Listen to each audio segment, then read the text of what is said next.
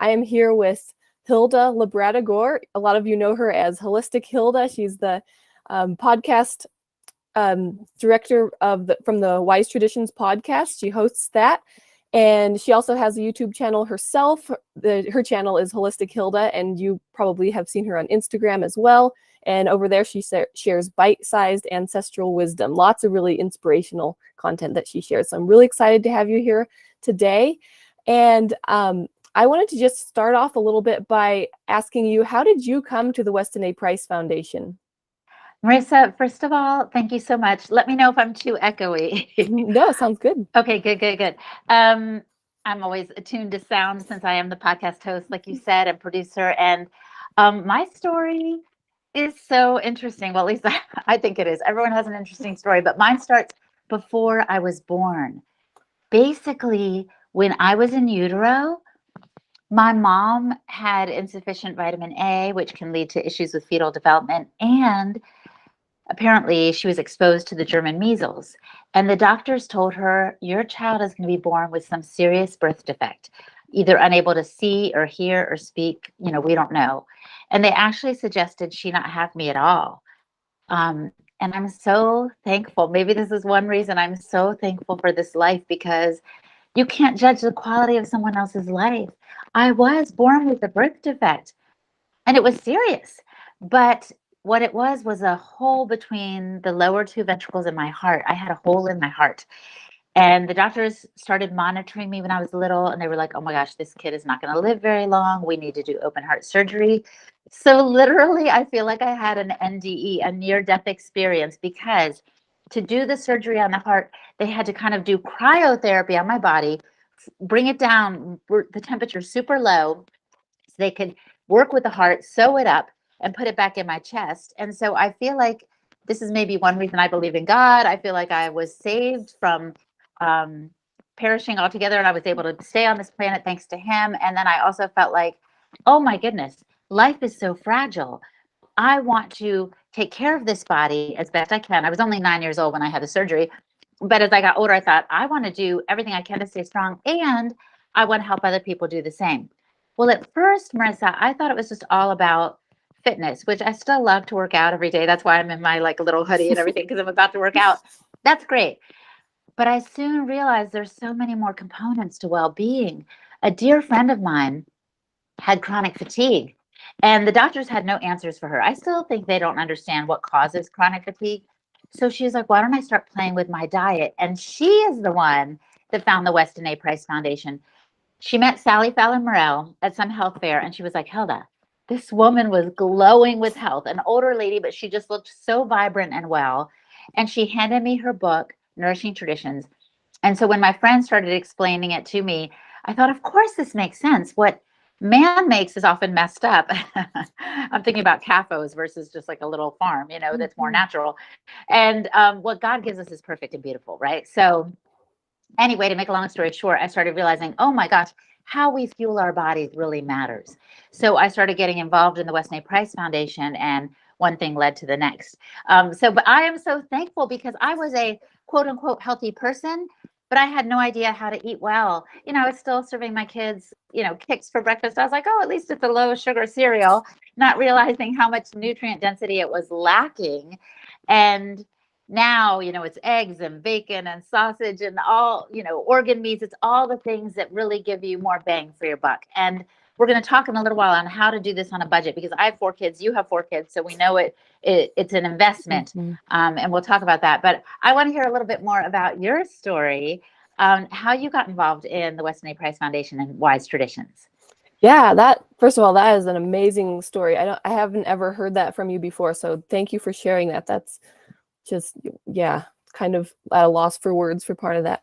But yeah, so I came to it while I was a kid still. I think I was around 12 or 13 when my mom discovered Nourishing Traditions. She and her friends had discovered it and was thinking that, oh, this is a great way for, makes a lot of sense and great way for our families to start eating. Before that, she had always done her best. She always tried to be healthy, but it was more the mainstream idea of very low meat, low fat, or almost no fat, and yes, lots of vegetable, really vegetarian kind of based for most of my childhood. But then she found out about that, and I remember experiencing better health when we made the switch, like for example, to raw milk. Just at such a young age, I remember feeling better and different things, like I had like warts that just all of a sudden went away that I had for years before then, and just different things like that.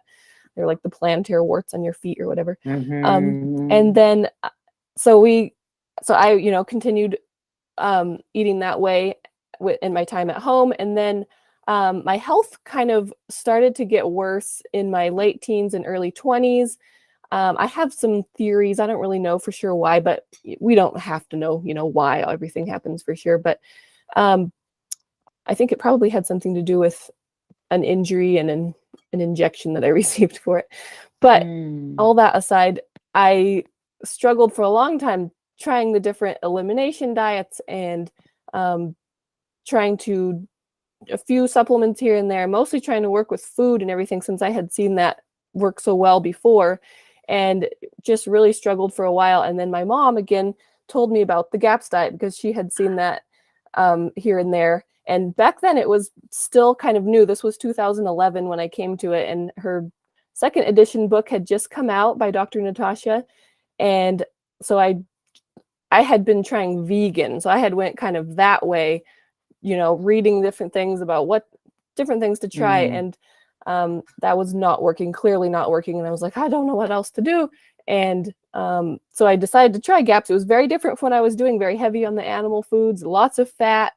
And but I jumped in all the way, followed, read the books, did exactly what she said, and it was amazing. I really got my health back and really changed my life. I felt finally like myself, because looking back, I realized as a child I was not super healthy either. It kind of got worse later, but this was even better than before. I feel like I'm in my mid 30s right now, and I seriously tell people all the time, I feel way better than I did, as a teenager. It's pretty incredible. So that is so encouraging. I feel like so many people I know, especially young people in their 20s, are depressed, anxious. They have social awkwardness. I literally saw a parody recently. You know how you scroll around it on social media platforms, and this guy was doing a take on Whitney Houston's "I Want to Dance with Somebody," and he's like, "I don't want to dance with nobody. Like, don't touch me." And I was like, "What is happening to us? We're kind of all retreating," and I think it's because we're not well nourished.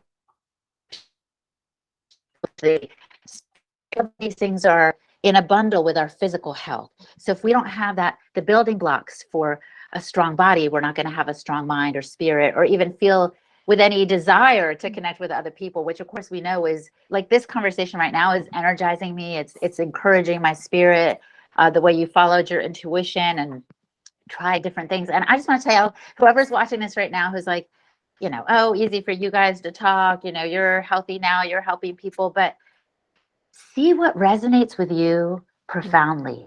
We're not telling you do this or that. We're suggesting, here's our story. Look into it, try it for yourself. All I know is when I started feeding my family differently, and I didn't make an overnight 180-degree turn, I was like, okay, it makes sense that what's natural is better. I'm going to follow some of this nourishing tradition stuff and include more fat. I started with butter. I kind of always feel like the Chinese calendar has the year of the dragon, the year of the ox. It was the year of butter for us. That's the only thing I changed. And my family felt better. They were happier. I was happier because I was suddenly satiated. I didn't even know all the things about the fat soluble activators in butter, and how important the animal fats are for our cholesterol, which we need, and for our cognitive function. All these things I didn't know, just like you didn't know when you started drinking raw milk that I had glutathione and these other things. But you start to turn to what your intuition tells you to try. And when you feel better, you want to tell the world. So this is what was my springboard into this realm. And I'm just so happy to hear that you tried different things. And by the way, so did my friend. She tried with the chronic fatigue. She tried going vegan. She tried macrobiotic diet. She tried all these things. As a matter of fact, when she met Sally Fallon Morell, her skin was like orange because she was eating so many carrots. Like literally, it was changing the tint of her skin. She was like, it was really nice of Sally not to comment on the color of my skin. She was a mess. And Sally's just like, you might want to read my book, you know? So we're just bringing this stuff to the fore again, because we're hoping it will help somebody, anybody. And you can do a little test. One other thing I want to say that I do besides food, and I know we can get back to that, but is I get the morning sun. And you might think, oh, who cares? What difference does that make? It makes all the difference in the world. I didn't know until I started hosting the Wise Traditions podcast. I interviewed Thaddeus Owen. I got to know Jack Cruz, some other fellows, and who were talking about how we have junk light around us all the time. And I never thought about this before. Our ancestors spent most of their time outside, 3/4 of the time. The other quarter, they were in the cave or they were sleeping, hiding from bears, you know. We do the opposite. We spend 3/4, if not, 7/8 of our day inside under artificial light. And so we're not getting that natural light that has this full spectrum of healing light. And the morning, sunrise, and sunset light in particular from the sun have no UVA or UVB in the spectrum. What does this mean? It's the most healing kind of infrared light. So a friend challenged me to do 2 weeks of morning sun, and I was a night owl, Marisa. I was like totally stay up late once the kids are in bed. You know how it is. Better clean up. I got to get ahead on tomorrow's chores and do this email or whatever. There's always things. So I was a night owl, but I was like, okay, I'm going to try it.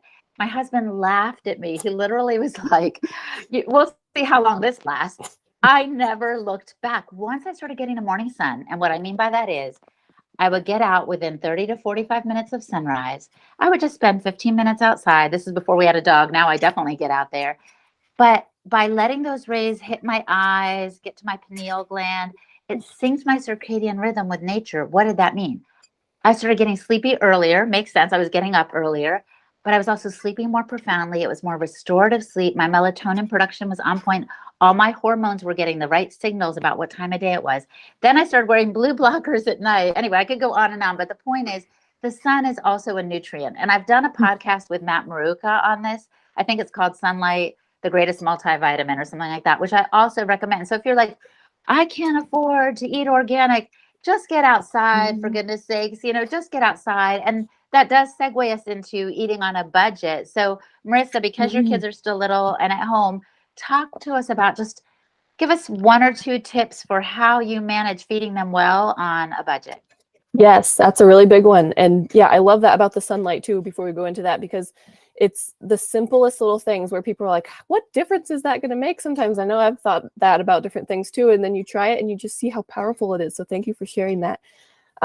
Yeah, so eating this way on a budget is a big thing. And it's, getting more to be a big thing as we see different costs around us rising. But it's also getting to be more of an important thing as we really have to be intentional about where we are sourcing our food. And that's really one of my biggest tips, is where you source it. So it can get very out of hand expense-wise if you're sourcing everything from grocery stores. So when you can find local farms and buy in bulk, or work together with people around you to go to farms and buy in bulk that way and split it up, and being more direct and cutting out as many middle people as you can, I think is something that I know for us makes a huge difference. We like to get like a half or a whole animal and use that for a long period of time. There's other creative ways that you can do. If you work with farms near you, you can volunteer some of your time in exchange for food.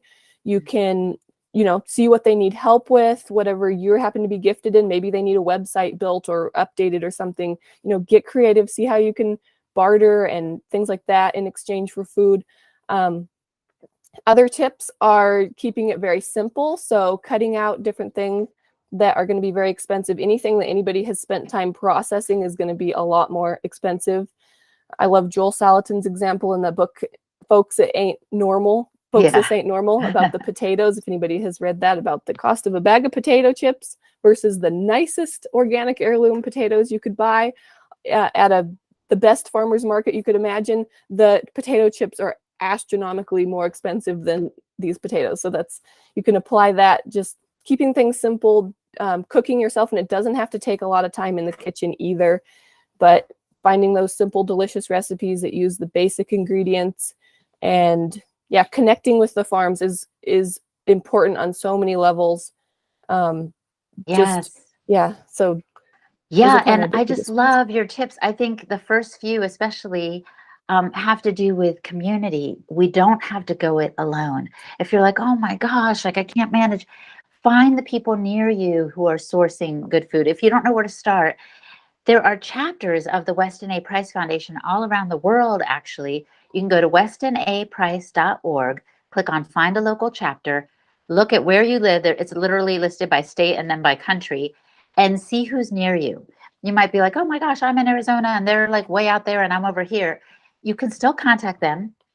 The only job of the chapter leaders as volunteers is to give you a food resource list. So they're going to help you find places that either deliver nearby or have CSAs, or even some have private membership associations, right? Where you can go in on food together, like Marisa was talking about. I love that so much. And the interesting thing about buying a half an animal, which sounds like so daunting because you might get all these weird pieces, is by being in community, your friends can tell you, oh, how do you make this? How do you cut this? How do you take advantage of this offcut that I've never worked with before? I used to be so intimidated by, bone marrow. I'm like, I don't even know what that is, or even making bone broth. But I found my community, and together we've learned how. And it's actually super simple, I've come to discover. But everything new is intimidating at first. But once you get going, again, connect with your chapter leader. They can tell you where to find farmers and farms near you that are doing it right. And you might even find your community to help you learn the ropes on all of this. And also, I've found personally that nutrient dense food, as I alluded to earlier, is more satiating, meaning the reason you're spending a lot on food is because everyone is all hungry all the time because they're not eating perhaps enough fat and protein. I know for my kids, it was always like, here, have an apple, have some pretzel sticks, like I mentioned on our Instagram live the other day. And they were so hungry all the time. I was like, how many snacks are you going to have? But they weren't getting what they really needed. So they were crying out literally for more. When I changed the diet, so breakfast was no longer a little Quaker Oats instant oatmeal. God bless me. I was doing the best I could at the time. I had no idea, which by the way is super expensive, as you were mentioning, Marisa, because, ounce for ounce, you get more from eggs and bacon than you would from that little oatmeal package. But anyway, with the little dinosaurs that were, anyway, that's another story. I'm sure I avoided those. But anyway, they're having this little oatmeal and they're still hungry, right? Well, you can actually make oatmeal. Like I didn't know. I thought instant oatmeal was the only way to go. I didn't know you could get organic steel cut oats. You can soak them overnight. And then the next morning, I mean, talk about stretching your food dollar. This is just pennies. You add some cream or some raw milk to add the fats and the protein I was discussing, and maybe a little maple syrup to sweeten it up, or honey. Like you can still have all the foods you love, just upgrade them nutritionally. And maybe they won't eat as much of the junk stuff because they're going to be filled by the good stuff. Does that make sense? Yes, for sure. Yep, I love that too. And that reminds me of another thing I was going to bring in about when you're buying a whole animal as well.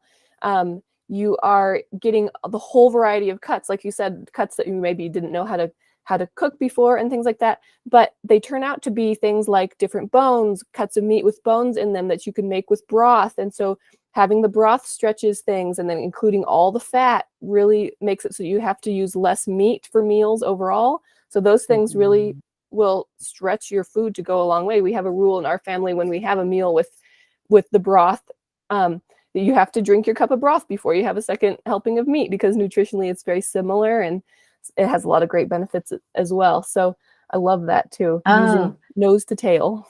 Such a good point. And that reminds me of what I had yesterday. So I had some bone broth, and I also had some ground beef that I mixed up. Actually, it was picadillo, if you must know, one of my favorite dishes. It's like a Cuban taco meat mix that you can put in tacos or put over rice or turn into spaghetti sauce, whatever. And so I just grabbed a couple of spoonfuls of the meat, put it in with the broth, and then I had toasted some literally tortillas that I turned into tortilla chips and lard.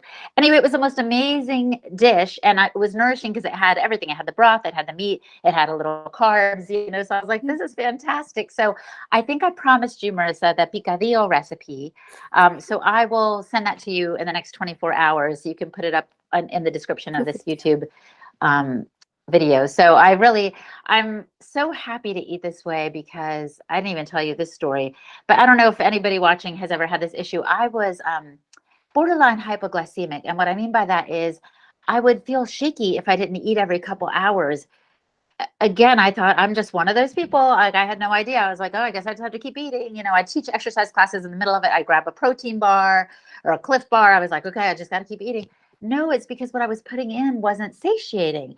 When I changed my diet from breakfast that would just be cereal with a splash of milk and some blueberries to eggs, bacon, sourdough with butter, I could sail like all day long. Now I only eat like sometimes one meal a day, maybe two, but I can go so long without eating. I never thought I could because I'm really satiated. So my hope for you, for Marisa, for your family, for anyone watching is that you would find a way of eating that gives you the strength and vitality that you want for this life. I learned something so special in Australia. I want to close with this. I have gotten to travel the world as part of the Wise Traditions podcast and just as Holistic Hilda, exploring ancestral wisdom because I'm like, let me see what traditions we may be overlooking in our modern, beautiful lives. You know, I'm not trying to idealize the past, but I think there were some secrets that we've overlooked. So I went to Australia and I met with this Aboriginal woman. And she said, in our tribe, in our custom, we have this tradition of Didiri, which is a deep listening. And from that comes a knowing. And she said, we are still and we listen.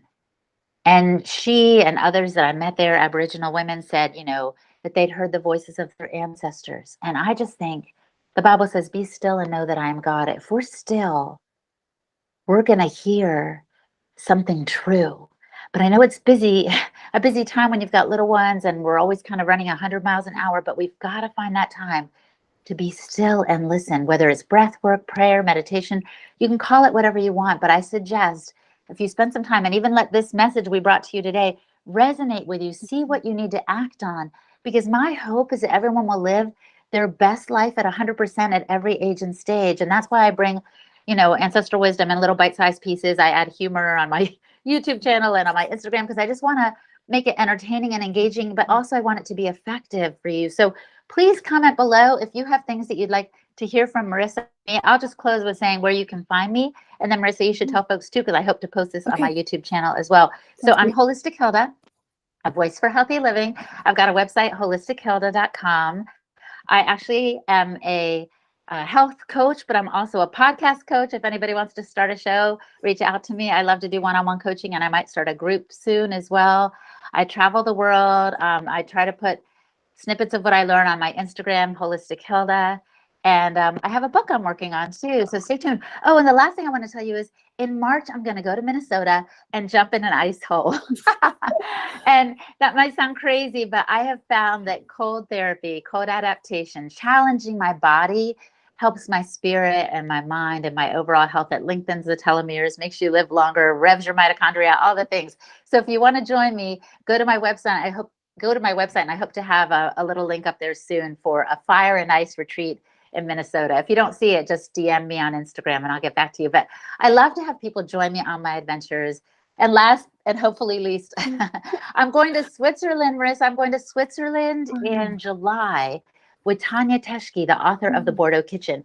And it's a little bit of an extravagant trip because Switzerland is really expensive. I've never been. This is what I've heard. But we're going to hike. We're going to do some cold plunges in the creeks there in the mountains and the Alps. Who knows? We're going to really experience healthy living because I think until you try it, you sometimes don't realize what you're missing.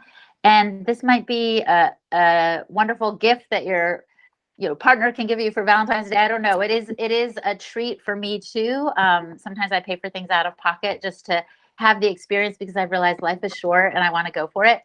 So wherever you are, there's something for your budget. I also give all kinds of free content, and the podcast, of course, is free. It's called Wise Traditions. You can find it on any podcast player. So that was a mouthful. I love to talk. I'm a podcaster. You go, Marisa. Tell people where they can find you. Okay, yes. So I'm Marisa with Bumblebee Apothecary. I have my website, bumblebeeapothecary.com, and my YouTube channel, and then Instagram as well, Facebook. And my mission is to make nourishing meals doable and delicious for busy people. So that's kind of my main thing that I try to help with all of that, everything that I share. I am also a certified GAPS coach. So after going through that myself and then helping my family with it, I love that there was a way that I could get more training from Dr. Natasha and share this with more people. So I have different ways that I work with people and different things that I offer for that. And that's all on my website.